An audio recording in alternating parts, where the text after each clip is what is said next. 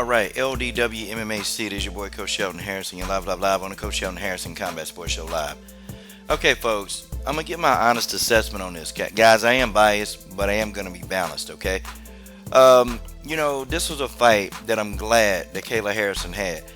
I didn't want to see her fight Janiyah Fabian because it was a one-dimensional person. And I like Janiyah Fabian, but we knew that Kayla would try to get around the reach. Now, part of me did want to see what would Kayla do with the reach advantage that Janiyah Fabian had.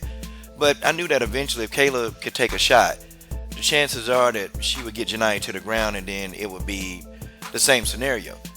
But I wanted to see Kayla fight a well-rounded opponent or who was more well-rounded than the people she had in the past.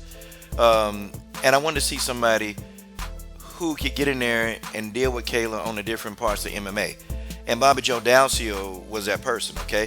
I knew that, Bobbi Joe is a little bit more well-rounded than like 80% of the fighters that Kayla Harrison has fought, except for Larissa Pacheco.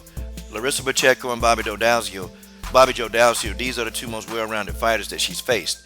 Kayla Harrison, at first, Bobbi Joe was looking real sloppy. She was throwing like these ill-advised leg kicks. And, Kayla Harrison was being very patient. She didn't bite on it. But you can tell that Kayla was just looking for an opportunity to get in, I think when Bobbi Joe threw her first couple of jabs, Kayla Harrison had turned off strike mode. She turned it off. And she knew that, okay, I'm going for the takedown.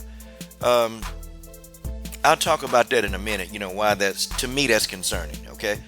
Kayla was able to close the distance. And for the first couple of rounds, first two rounds, Bobbi Joe Dalziel was able to really just stop what Kayla was trying to do. And it was kind of weird, man, because Kayla Harrison was in control of the fight. But I can see like the little tricks that Bobbi Joe was using to stay in this fight longer. If you guys know what I mean. Bobbi Joe caught Kayla with a couple of shots. Kayla handled them well, but it wasn't multiple shots. And Bobbi Joe Dalziel wasn't really trying to commit to her. She wasn't trying to commit to the offense like that because she didn't want to get taken down off guard. So it was kind of like a catch-22, Like Kayla Harrison figured out that, wait a minute, when Bobbi Joe Dalziel was able to get up, Kayla Harrison kind of knew that, oh, okay, it's a well-rounded opponent. And so Kayla just stayed on her. Once Kayla got a hold of her, she stayed on her. Bobbi Joe Dalziel, she fought very, very tough, She was able to avoid the first submission attempts of Kayla Harrison. She was able to do it. But, by round 3, Kayla Harrison had already figured her out. Okay, Kayla figured her out. And what she did is she ducked up under the weak attacks. Like Bobbi Joe Dalziel was throwing leg kicks with no conviction, and she was missing them. And, it was just sloppy. And you can't be sloppy against a grappler. You can't, because they're going to grab you. They're going to see the opening. They're going to get a hold of you. And they're going to put your ass on the mat. And that's what Kayla Harrison did to Bobbi Joe Dalziel. And then, Kayla Harrison managed to get Bobbi Joe Dalziel down in round 3.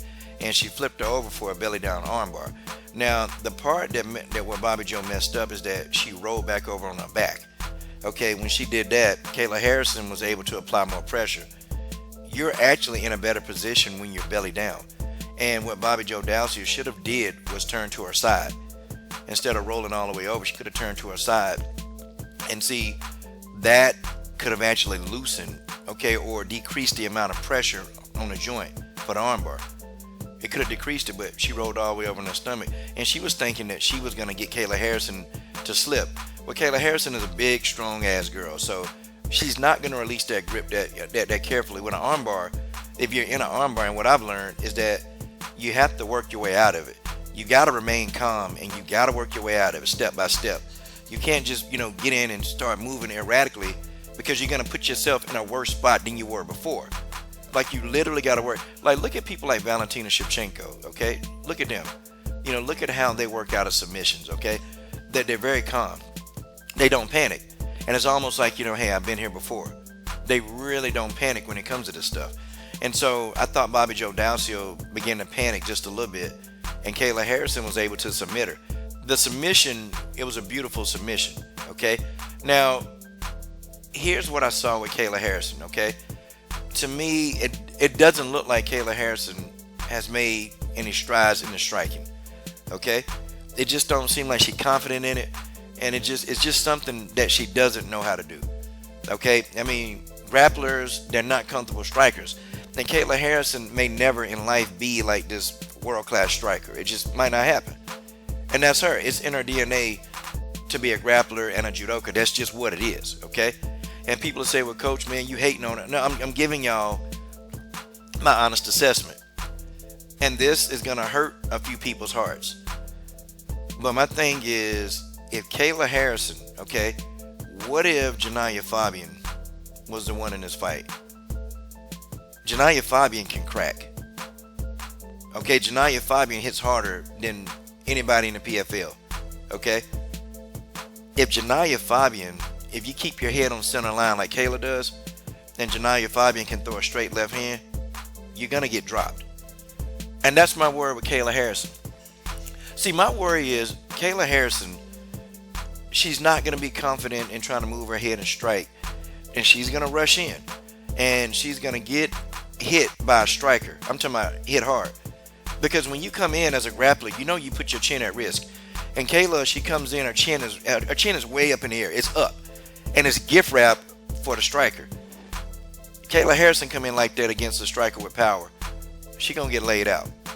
Okay, I'm trying to tell y'all that's what's going to happen, okay? Now, the reason why Larissa Pacheco is such a tough matchup, Larissa Pacheco can crack. She is hard. And also, too, Larissa Pacheco takes a lot of angles. And when I start looking at the footwork of Larissa Pacheco, you know, I start thinking, man, if she takes an angle and then counters Kayla Harrison coming in, you know what, this could be bad. And Larissa Pacheco, too, to me, she's acclimated to the weight. She's completely acclimated to the weight. Kayla Harrison, she got to take her time with Pacheco, man. She can't just run in there, man. She gonna have to take angles. And I noticed that Kayla Harrison don't really take a lot of angles. Okay, I know she don't do that. And I know cutting off the octagon is getting better. In this fight, I did notice that she is getting better cutting off the octagon. It's still just not something she's very good at right now. And see, a fighter like Larissa Pacheco take an angle, catch you with a straight right hand, guys, it could be night-night. Like, there's a chance that Kayla could lose to Larissa Pacheco. And two, Larissa Pacheco not expected to win. So she's already got, like, she don't have the pressure on her. Kayla Harrison do. And I heard Kayla Harrison say something. She was interviewing with Mike Tyson. And, you know, she actually said she's scared to lose. You know, I couldn't be an athlete with that kind of pressure. Like, I think Kayla Harrison put too much pressure on herself. And, guys, you get somebody with a good cerebral game and going there and totally mind F Kayla Harrison, you can have this girl going into the octagon. I mean, really starting to second guess her skill set. Like, you could do it. And when I start listening to the interview, I'm like, man, I wouldn't have put that out there like that. I wouldn't have done. But you get a very smart opponent that you got to attack people like Kayla on the mental end first. That's what you got to do first. Because Kayla is very emotional, and you can get her into her emotions. You can deal with it in the octagon. I don't know if Larissa Pacheco is going to do that. I don't know if she's going to try to really delve into the emotional state of Kayla. I doubt if she does it. But I do believe that Larissa Pacheco's chances in this fight, they're a lot greater than what people think. Congrats to Kayla Harrison for a very good win over a good opponent. Okay, this is a good opponent. Bobbi Dalziel is a decent opponent. She's not a bum. The girl can fight, okay? I give Kayla full credit for this win. I'm done.